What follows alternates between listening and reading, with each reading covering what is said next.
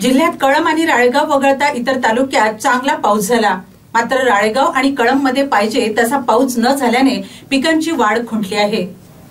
यवतमाळ जिल्ह्यात शेतकऱ्यांनी कपाशी, सोयाबीन, तूर या पिकांची लागवड केली।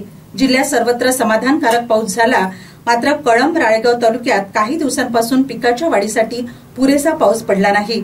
त्यामुळे या दोन तालुक्यांमध्ये कपाशी या पिकाची वाढ खुंटली आहे। आज लागवड करून 1.5 महिना लुटला तरी कपाशी हे 4 ते 5 पाने उगवलेली आहे। त्यामुळे कळंब आणि राळेगाव तालुक्यातील शेतकऱ्यांवर नवे संकट कोसळले आहे। कळंब तालुक्यामध्ये अतिशय विदारक स्थिती आमच्या शेतकऱ्यांची झालेली आहे। मागील 1 महिन्यापासून पाहिजे त्या प्रमाणामध्ये अजिबात पाणी नाही। एवढंच नाही तर आमच्या नदी नाल्यांनाही, तलावांनाही अजून पाणी आलेलं नाही। ज्या प्रमाणामध्ये या महिन्यामध्ये साधारणतः टोंगळे पराठी असायला पाहिजे होती, परंतु हितभर आमची पराठी आहे, 4-4 पानं आमची पराठी आहे। त्यामुळे पराठीसाठी आम्ही जो काही खर्च लावलेला आहे, सोयाबीनसाठी जो काही आम्ही खर्च लावलेला आहे, हा खर्चही निघतील की नाही अशी भीती आमच्या मनामध्ये निर्माण झाली आहे।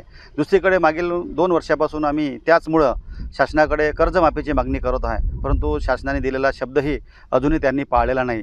त्याच्यामुळं येणाऱ्या काळामध्ये खूप मोठं आर्थिक संकट आमच्या शेतकऱ्यावर निर्माण होणार आहे। त्यामुळे आमची मागणी आहे की आम्हाला शेतकऱ्यांना आर्थिक मदतच करावी, सोबतच आमची कर्जमाफीही करावी अशी आमची मागणी आहे।